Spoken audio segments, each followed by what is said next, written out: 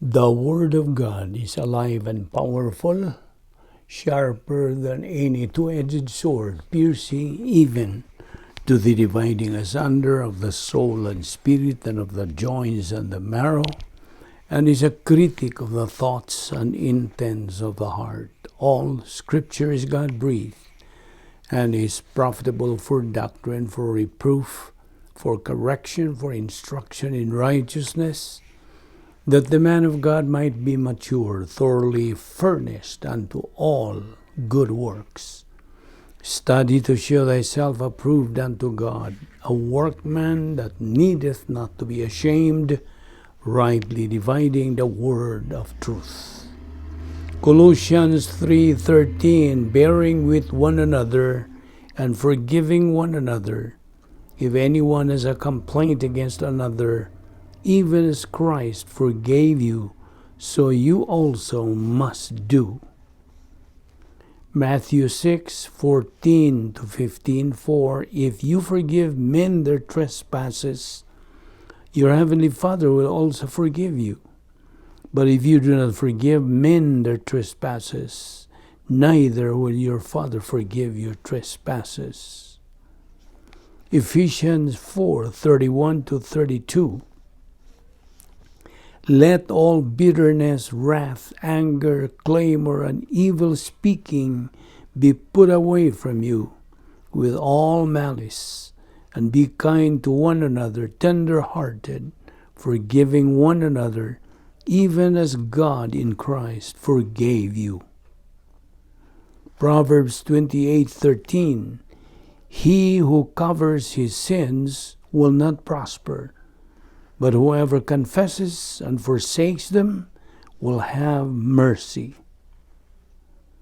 Romans 12:17 to 19, repay no one evil for evil. Have regard for good things in the sight of all men. If it is possible, as much as depends on you, live peaceably with all men.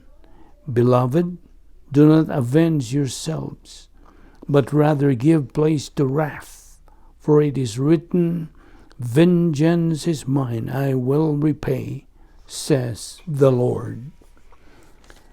Sa dili pa kita magpadayon sa atong pagtuon sa pulong sa Dios ni ining adlaw, sa masanandan gikinahanglan ang atong susi sa atong tagsa kakalag, kung napapag kita yung mga sala nga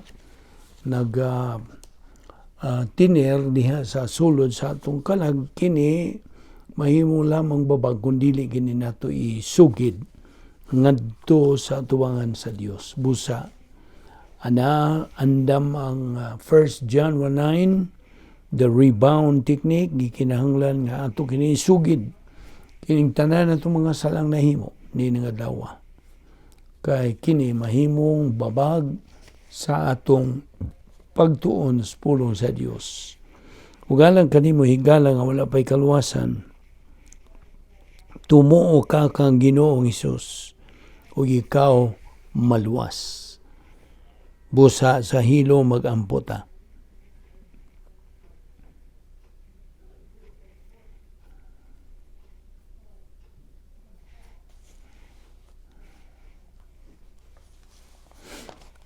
Bala na mo nga Dios, nagapasalamat kami kanimo ni ining lain na usab nga higayon sa among pagpahimulo sa imong grasya.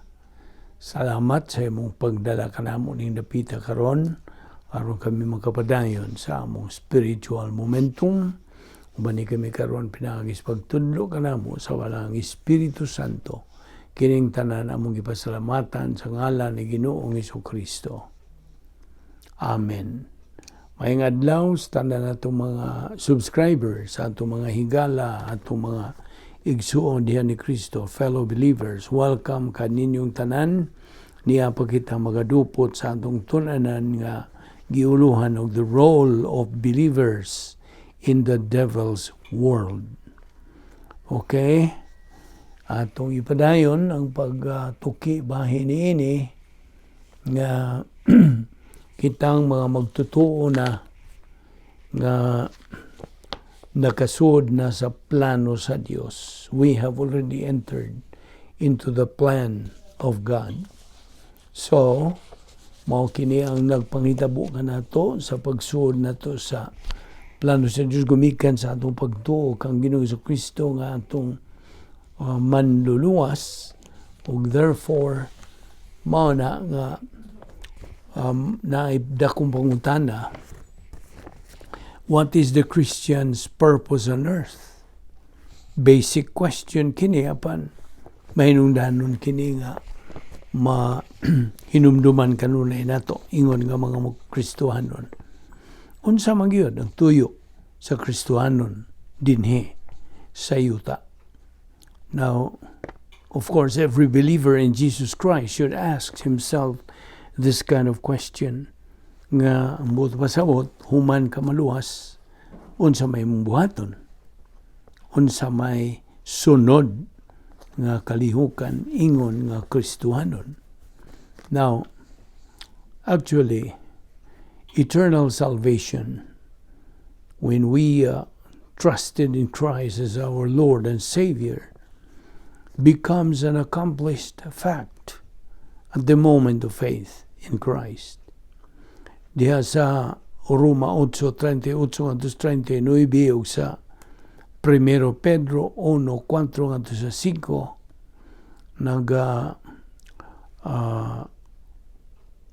padayag diha nga heaven is absolutely guaranteed for anyone who has believed in Christ as Savior. Absolutely guaranteed. Apan, ang kalidad sa panginabuhi sa mao magtutuo din sa yuta, nagaagad kini sa iyang pagtuman sa plano sa Dios human siya maluwas. So sabtag na pagayo. Impact and blessings in time and eternity, nagaagad kini sa pagtuman sa plano sa Dios dinhi nining atong panahon karon. So the question becomes emphatic. Unsa man gyud ang plano sa Dios sa magtutuo human sa iyang initial instant of personal faith in Christ. Kaya ang Dios freely gives all things, tanang mga butang, after providing salvation. Romans 8:32. Unsa man kini sila? Human sa kaluwasan, unsa man? Well, the simplified answer is learn Bible doctrine. Yes. Mao magana ang mando sa Dios sa 2 Pedro 3:18 nga patubuo nato ang atong unsa kalag. Pinagi ni atong pag tuon sa pulong sa Dios ang dawanlaw. See? So, ang atong textbook, gagamit mo ang Biblia. The Bible reveals God's person and plan. Now, only through knowledge of God can anyone appreciate, love, and worship God. Gusto? So, ingon nga mga Kristohano na karon, kita gimanduan sa pagbag-o sa atong pangunahuna. We have to renovate our thinking with divine viewpoint thinking. So, ang gracious purpose can be fulfilled in and through our lives. Romans 12:2, Ephesians 1:18, Ephesians 4:22-24. Now, of course, ang tuyo sa Dios for the post-salvation life sa usa ka magtutuo calls for spiritual growth. Gikinahanglan man nga ang atong kalag magatubo. So 2 Peter 3:18 ayon na nagalimti. So ang Kristohanon is kept alive on earth aron siya makatuman sa iyang destiny, which is to unsa man gyud iyang destiny, to become a mature believer, a spiritual winner, a mature person to the measure of the maturity which belongs to the fullness of Christ. na nasa Episo 4, 13 at 16. So, ang matag kinabuhi sa magtotoo or matag kinabuhi sa matag magtotoo becomes a unique expression of the glory of God in both dinhi sa panahon ug sa eternidad. Roma 8:29-30, Roma 9:23-24. But only, kadto lamang mga hamto nga mga magtotoo ang makahimaya sa Dios. Pinaagi sa pagdawat the highest and best that God has prepared for him. Romans 6:1, 1 John 1:5 to 1 John 2 verse 6. Now, divine blessings nga masabtan sa Kristohanon and experience it, and the overt manifestations of the Christian way of life, kini moabot ingon nga resulta sa espirituanong pagtubo. Okay? Ang paagi sa espirituanong pagtubo mao ang consistent reception, retention, and recall of Bible doctrine sa magtotoo. Pinagi all the circumstances of his life. Kaya ang pulong sa Diyos God, pagtudlo kini, Bible doctrine is teaching.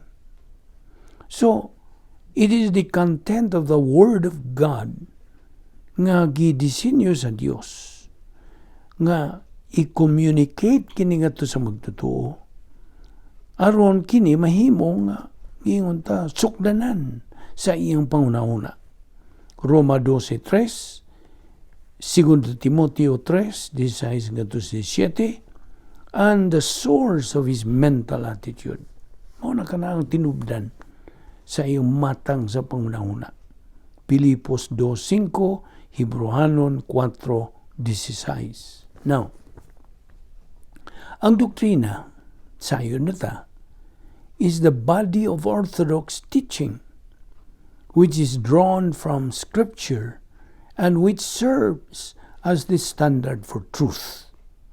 Now, ang mga pastor, gihatagan o dili man tanan, ana ay mga pastor nga gihatagan sa Dios o espirituhanong gasa alang sa pagtudlo sa pulong sa Dios ngadto sa ilang mga pundok o congregations. Ephesians 4:8, 11-13. Now, ang pastor magtutudlo, duha na, hyphenated na, pastor magtutudlo, di na magkabuwag. Kay ang pastor kinahanglan mo tudlo. Kaya dili lang kay pastor siya unsa na diyang mga kalihukan, mga outreach o unsa. Pagtudlo, pagtuon, pagtudlo. Mao ginay nag-una nga katungdanan sa usa ka pastor magtutudlo. Now, the pastor is responsible before God to diligently study the Bible in order to accurately handle the word of truth. 2 Timothy 2:15. Now, of course, ang doktrina is determined by pag-exegete sa pulong sa Dios, sa balaang kasulatan, sa ilang original nga lingwahe nga gigamit. Gawas pa niya na interpreting the text sa iyang kasaysayan in its historical context, in terms of its author's intent, unsay tuyo o unsay intensyon, and its original audience, as well as in light of the times and places in which it was written. Gawas pa niya na comparing all pertinent passages in categorizing biblical subjects. Ano yung buluhaton sa pastor? Magtutudlo. Ang kamayungdanon kabilinhon sa pulong sa Dios can hardly be overestimated. Now, What does God go so far as to magnify His word above His person? Salmo 138, versikulo 2. Ang iyang pulong nagapadayag sa iyang kinaiya. It reveals His nature and essence. O ang balang kasulatan lamang ang nagatugot kanato to glimpse God's absolute character. O sa paghigugma sa kanang gipadayag nga sakop sa balaang Trinidad. Kinsa man, si Ginoong Jesucristo. He is the revealed member. Why nakakita sa Diyos Amahan? Why nakakita sa Diyos Espiritu Santo? Si Ginoong Jesucristo lamang ang sakop sa balaang Trinidad ang makita. He is the revealed, visible member of the Godhead. Siyang pag-ani din sa una niyang pag-ani sa kalibutan. Natiman ang pulong sa Diyos. Kini-review naman po ni. The Bible doctrine that we are studying is called the mind of Christ. Huna-huna ni Kristo, 1 Corinto 2:16. It is absolute truth. The very thinking ni Ginoong Jesucristo kining atong itunan. Pilipos 2:5. Now, nabitaw na sa 1 Pedro 1:8, nagkanayon usab niini, although we have not seen Him, we love Him. When we learn who and what He is and begin to share His frame of reference. Now, ang gamot sa tanang Kristohanong bertud mao ang atong pagsabot sa pulong sa Dios. Yes. Understanding God's Word is the root of all Christian virtues. Transformation of the believer's life. Mahitabo kini on the inside, sa sulod, in the inner person, in the soul. Na nas Roma 12:2. Ang iyang malahutayon nga pagkaton o paggamit sa pulong sa Dios mao kini makapalapad sa iyang katakos sa pagkinabuhi, katakos sa paghigugma, katakos sa pag-alagad, katakos sa pagdawat ng mga panalangin, katakos sa pagkalipay. Capacity for happiness. Na nasa 2 Corinto 9:7-8. Now, ang greater grace, nga gitawag sa in English, greater grace sa Dios, fills up the mature believer's greater capacities to all the fullness of God. James 4:6, Ephesians 3:19. In so blessing the believer, diha, mahimaya ang Diyos. Episo 1:3. Sanglit ang pulong sa Diyos is so vitally important. The believer needs to understand an essential fact bahin sa pulong sa Diyos.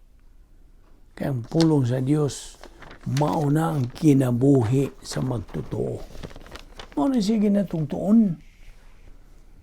O aron sa ingon niya na ang atong pagtuo, pagsalig, pagsandig ngadto sa gahom sa Dios.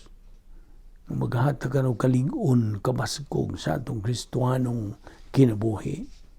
Kini nga atong pagtuo, pagsalig sa Dios. Mao ni resulta sa imong nadungog, nakatunan, nasabtan, gituuhan o imong gigamit sa imong pagkinabuhi. Faith is the result of what you have heard, what you have learned, what you have understood, pinagi sa unsa, teaching ministry of God the Holy Spirit. Ngayon mo nadungog pinagi sa ministro, pastor magtutudlo o evangelista ba? Nakana sa Roma 10:17. Now, of course, faith is not an unusual phenomenon. No, it's not. It's not magic. Kaya ang pagtuo is non-meritorious. Why merito? There are no works or human merit involved. No, nakapadayon kita sa pagkat-on sa dugang mga punto sa doktrina. O kagahapon, atong gisgutan kadtong diin gikan ng gugma sa Dios. Where does love come from? Your love for God ba? Amot pasabot. Where does love come from? Well, of course, through our true knowledge kaniya, atong pag-ila kaniya, who called us for His glory. Now, unsa man involved nini? Of course, kabubuton, volition really has a very vital part in God's plan. Ang Espiritu Santo cannot move sa atong kinabuhi unless we let Him pinagi sa atong kabubuton. Gawas ko na itong tugutan siya. You see? Daghan mga Kristiyaano nga wa nila tuguti ang Espiritu Santo sa pagunsa. Lihok niya silang kinabuhi. You see? Timan igid ni. Kining maong prinsipyo nga ang Dios hingpit. Ang iyang plano hingpit. Og sanglit hingpit man ang Dios. Ang iyang plano sa atong kinabuhi hingpit pod. Kay ang usa lamang kahingpit nga persona mao'y makabuhat og hingpit nga plano. So, if you want to fulfill God's plan for your life, then gamita ang mga espirituanong mga kasangkapan sa Dios. Mao na. That is the open secret sa Dios. Now, when it comes to personal problems, ang Dios pinagi siyang pulong kana ng mga solusyon, mga kanang kasulbaran sa imong mga suliran. Natiban itong prinsipyo, only divine solution is the real, genuine solution. Human solution is no solution. Samtagi na. So, ang usa ka magtutuo, naglunang sa kasalanan, unya mapakya siya sa pag-rebound, kini nagpasabot og carnality. Di man nagyot, kantong tulo ka mga arrogant skills nga basig mabiktima ka unya nini. Self-justification, self-deception, and self-absorption. Tulo na sila. Kay sa diha nga maarugante ka, now I'm addressing this to my fellow believers. Sa diha nga kita ingnon lang na to kitang mga magtutuo kanang maarugante kanang biktima tining tulo ka arrogant skills: self-justification, self-deception, ug self-absorption. Now, timan itong prinsipyo nga ang Dios makig-away niyadtong mga arrogante. God makes war with the arrogant. Dumi katong 8 ka mga stages of reversionism. Ni itong occupational hazard nga nag-una. Kining 8 ka mga ang sa pagka-reversionista. Reaction destruction, frantic search for happiness, Operation Boomerang, emotional revolt of the soul, locked in negative volition, blackout of the soul, scar tissue of the soul, reverse process reversionism. Well, of course, kining atong ipangisgutan, the 8 stages of reversionism, gisgutan na ba kinining mga bersikulo. Kung buot kang musumat nini, 1 John 3:8, 1 Timothy 4:1, o 2 Timothy 3. Okay? Kay kini nagisgot ra ba gyud nga usa ka magtutuo nga nasod na niining 8 stages of reversionism becomes a disciple of Satan. Now, what mahimo niya na? Na 2 Timoteo 3. Now, what does 1 John 3:8 and 10 say? Unsa gisulti? The one who practices sin, the children of the devil. Now, what happens? Unsa mitabo to the one who practices sin? Meaning perpetual sinning na? that believer is of the devil. Kung tabihin mo niya na. Now, so the one who practices sin is not of God, not righteous. Gusto? Now, 2 Timothy 3:5 also nagahisgot po na a form of godliness.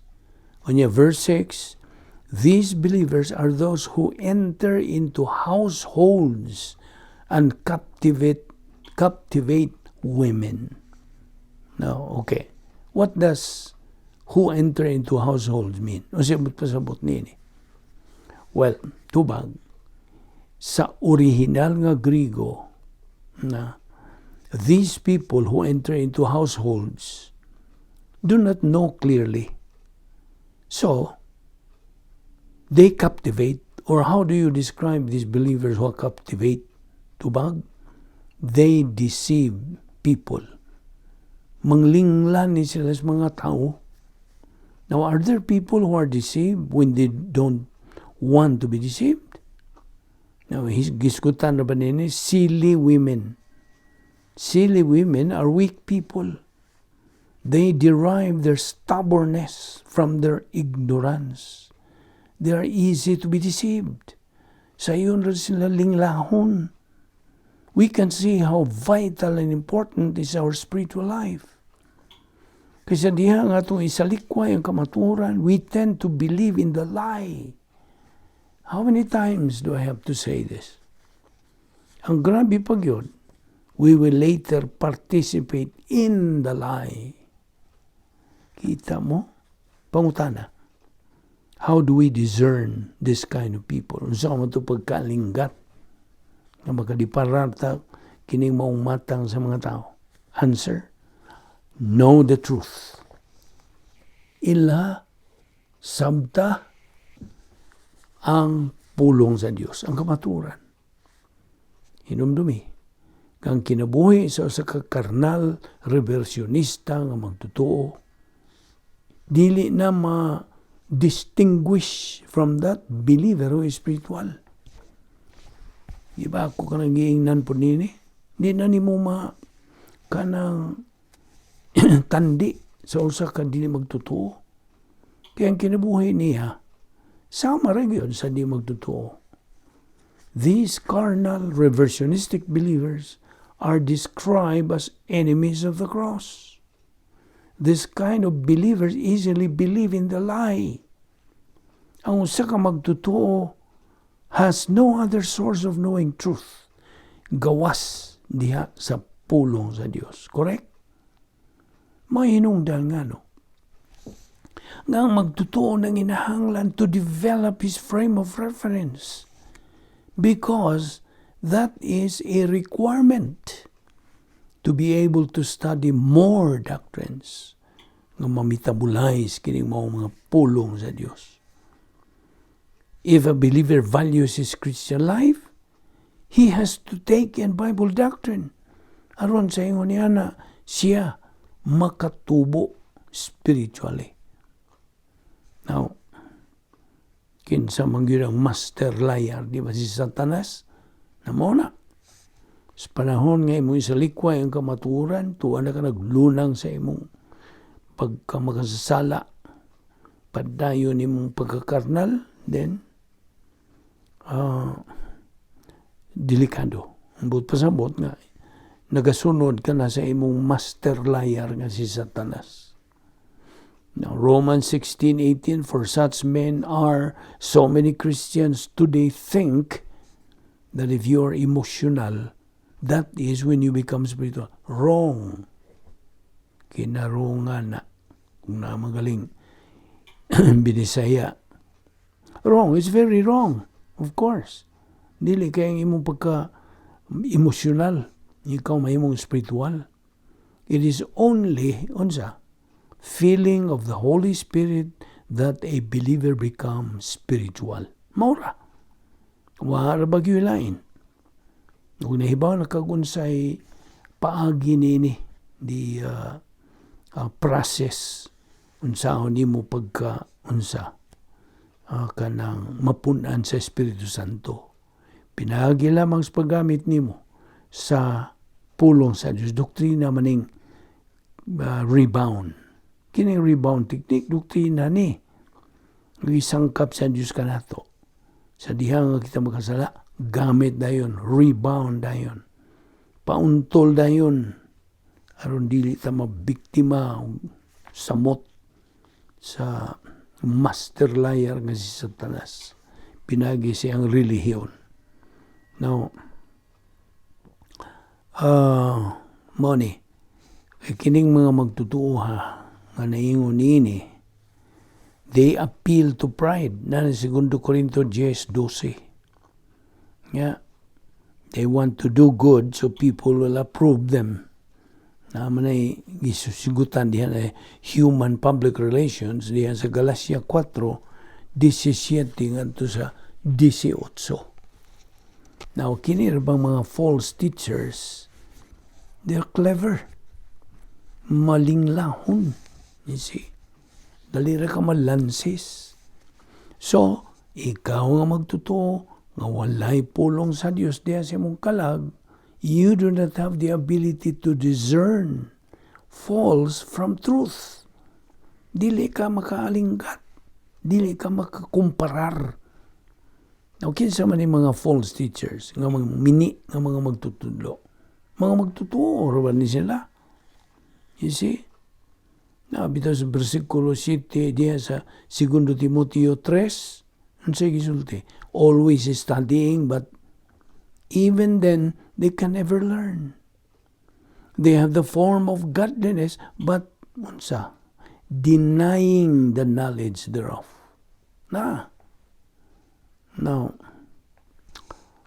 well, a believer kanang sayop gani ang iyang mga priority in life, he is in big trouble. Kay unsa gani ang pasiuna siyang kinabuhi, mao kana ang nagadumala siyang kinabuhi. What a believer prioritizes in others in life niya is what runs his life. So, muna, ang tulo ka arugan skills mo lihok dayon, self-justification, self-deception, ug self-absorption. Wala, nakalimtan na niya ang tulo ka espirituhanong mga kahanas. Rebound, metabolizing Bible doctrine, utilizing the 10 problem-solving devices niya naapay mga portfolio of invisible assets. Everything is in there inside. Kining mga assets, mga kasangkapan nga espirituhanon are indispensable sa matag magtutuo aron sa ingon niya na sila makatuman sa plano sa Dios sa ilang kinabuhi. Dito makatuman sa plano sa Dios itong kinabuhi kung wa kita dito sa sulod sa lapit nga may gahom sa Dios. If we are not inside the operational divine sphere, then we cannot fulfill the protocol plan of God for our life. Dili. In fact, ito ang mantas gawas. We are quenching the Holy Spirit. 1 Thessalonians 5:19. Kini kong pag-quench, kini bang pagpalong. Okay? Quenching. Pagpalong. Kay kadtong usa nga gisakit man nimo ang Espiritu Santo. Kining quenching, mura wag gituok nimo ang Espiritu Santo nga di na makalihok ang Espiritu Santo. You see? Ato lang ning gitandi. Now, diya sa 2 Timoteo 3:7 applies always learning but never able to come to the knowledge of the truth. Kaya ang ilang nibo, ang yun, academic knowledge. Only gnosis doctrine. No effect whatsoever in his spiritual life. Wala. Kaya naibaw naman tagun sa Christian way of life. It is a supernatural way of life. And as such, it requires a supernatural way of execution. So, suppressing the Holy Spirit is resisting the Holy Spirit. What is important is, paminaw, that we apply doctrine to experience. gamito nato ang doktrina ngadto sa atong kasanitian sa kinabuhi. Apan dili kay ang eksperyensya imong gamiton ngadto sa doktrina, no. Doctrine should be metabolized in order to apply that kind of doctrine to your life. Inumdumi nga ang Espiritu Santo can only move diya sa imong kinabuhi sa diha nga imo siyang tugutan when you allow Him. So, kanang giingon og 1 Timothy 5:19 nga do not quench the Holy Spirit, meaning do not suppress, ayaw tuka ang Espiritu Santo.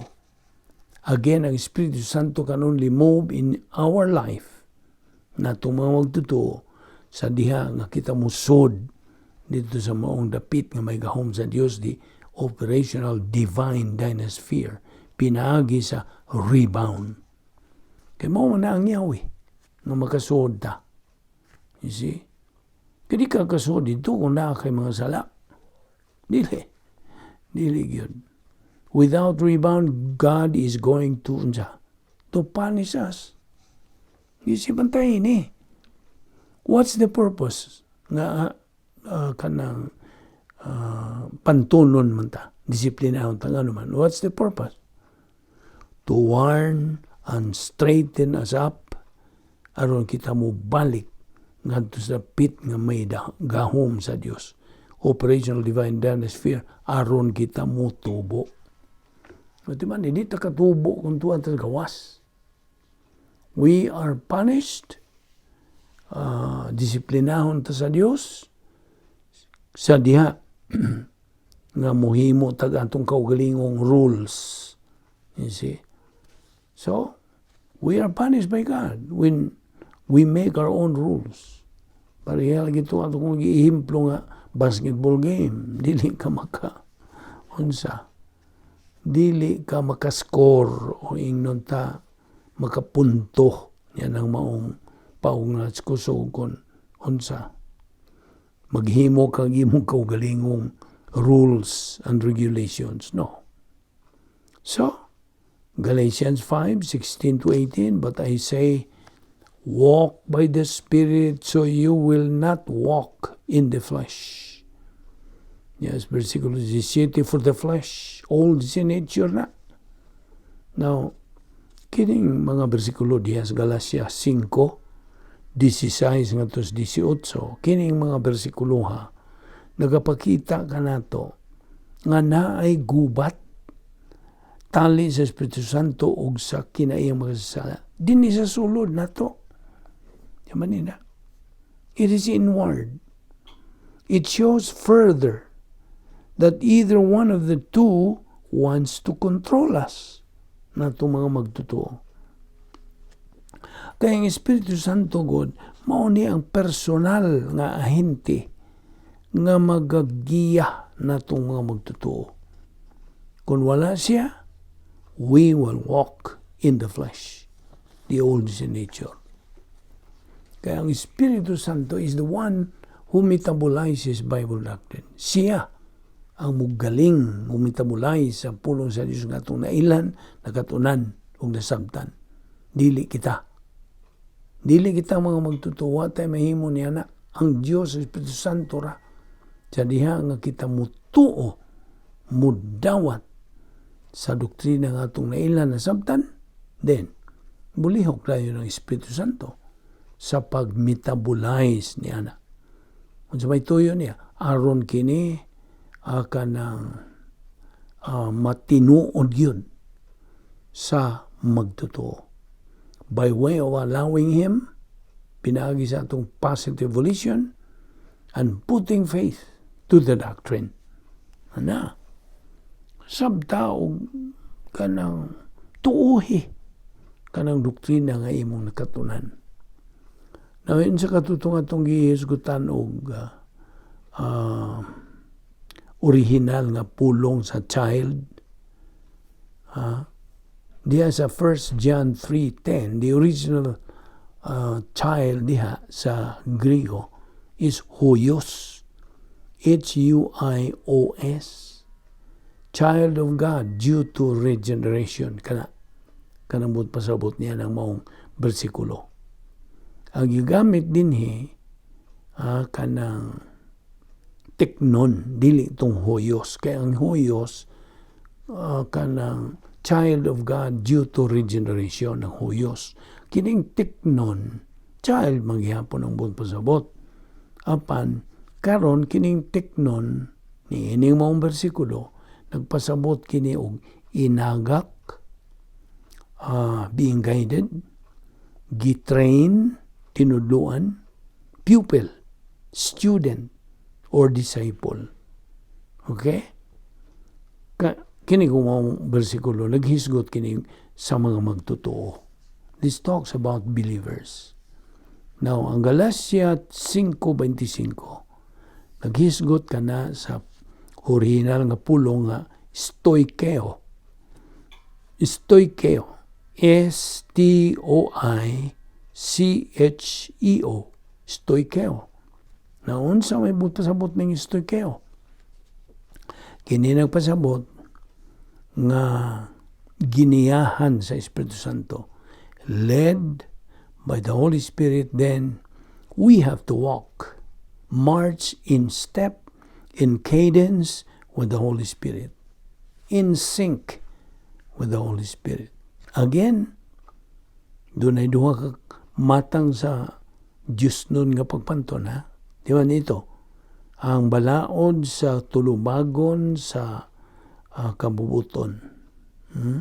Law of volitional responsibility ug ang usa, Diyos nun nga pagpanton, disiplina. So, Galatians 5:16-18 again, it says, "But I say, walk by the Spirit." Kining walk is peripateo, paggawi, sabi ni Visayan. But I say, walk by the Spirit. But if you are led by the Spirit, you are not under the law. Now, gipahimutang nila kini sa imperative mood. Kung sa may buot pasabot, imperative mood. It's a mood of command. Mando. Apan, kini nag-aagad sa kabubuton. Okay? Whether he walks by the Spirit or by his flesh, old sin nature. It's a matter of choice. You see? Muting babaw ginang maong prinsipyo kanunay. Naara siya mong pagpili. So there is a conflict. Holy Spirit versus old sin nature. Carnality and spirituality are in opposition to one another. Therefore, they are mutually exclusive. You see? At bang sila, murad sila, lana o tubig. Di na ni mo masagol. Ang pagka-spiritual, dili ni, it's not something we feel. No. It's all in our mind. Di ba nila? Kaya ang spiritual life is the Christian way of life. Or the Christian way of life is a mental attitude life. Sama sa kung higala nga pastor, it is a life of thinking or a thinking life. You see? Kini nga itong huna-huna mo'y tumong sa pulong sa Diyos. Diyan sa mo po niyang tumong ni Satanas. Kita ni mo? Mo'y hinungdan ka kita gimanduan sa paglukop sa itong huna-huna sa panghuna-huna ni Kristo. We are commanded to saturate our mind with the mind of Christ. 1 Corinthians 2:16. Kay kung way pulong sa Diyos in the mentality of the believer, he cannot walk by the Spirit. Dili. You see how critical is this? Kanya, imo lang ninggi kanang wa ni mo panumalinga. You see, you are just taking this for granted. No. Like I said, always and always, the Christian life is not a joke. God is dead serious to His word. That's why kita nga magtotoo must be dead serious also in studying God's Word. In fact, God mandates or kanang it is His will nga kita ang atong attitude, ang atong pagtagad nga sa pulong sa Diyos, pagtuon ini kinahanglan magbukal-bukal. Kita nimo? Boiling hot. Kaya doon na mo tulo ka attitude nga mabato na sa kamagtotoo. Ang una nini cold, bugnaw. Ang kadua, lukewarm. Ang init, ang bugnaw. Ang katulo, boiling hot. Bukal-bukal gyud ang atong pagtagad ngadto sa pagtuon sa pulong sa Dios. So di man kung why pulong sa Diyos diha sa mentality nimo magtotoo, I'm addressing this to you, fellow believer. You cannot walk by the Spirit. Dili. Ug sanglit naa naman kay wisdom, Sophia, ikaw puyo lamang sod sa unsa dapit nga may gahom sa Dios. Og ikaw nga magtotoo kung wa kay wisdom, wa kay Sophia, then you are only living inside the cosmic dinospheres. What tayo mahimo niya na? It's either or. See? Matthew 5:17 also says, do not think that I came to destroy the law of the prophets. I did not come to destroy, but to fulfill. Ano pulong sa Diyos ni Ginoong Jesucristo kini. Now Romans 8:14. For as many as are led by the Spirit of God, they are sons of God. Nana. Without the word circulating in the stream of a believer's consciousness, kini siyang magtotoo cannot walk by the Spirit, sanglit ang Espiritu Santo just depends upon the Word of God nga anaa na diha sa kalag sa magtotoo. You see? Moray agad sa Espiritu Santo. Kung naagad ipulong sa Diyos din siyang kalag, sa maong magtotoo din, mana, makagiya na ang Espiritu Santo, makalihok na sa iyang ministry nga na kanimo. Now then, diha sa John 1:12, but as many as received Him, to them He gave the right to become children of God, to those who believes in His name. To those who believe, in His name. Now, kining child diha is teknon. Di ba nitong teknon? Og in 1 John 3:10, in this, the children of God and the children of the devil are manifest. Whoever does not practice righteousness is not of God, nor is he who does not love his brother. Ang child dinhi is also teknon, children of the devil. They are the children of the devil, are the carnal believers. Okay? And in this, the children of God, mga disipulo kini, mga tinunan kini sila. Og they are children, teknon, inagak, okay? Guided. So, Galatians 5:25, live by the Holy Spirit. Then, we also have to walk, march in step with the Holy Spirit. Di ba ni katong walk din is stoikeo. Kini nagpasabot to live in conformity with the prescribed rule. Mga prinsipyo kinispulong sa Dios. No kaning piripatao, by the way, inakahulugan kini to live the life that is normal to you, customary, spiritual. Now, that's the reason why nga ang pulong sa Dios is very, very, very important sa kinabuhi sa matag magtotoo.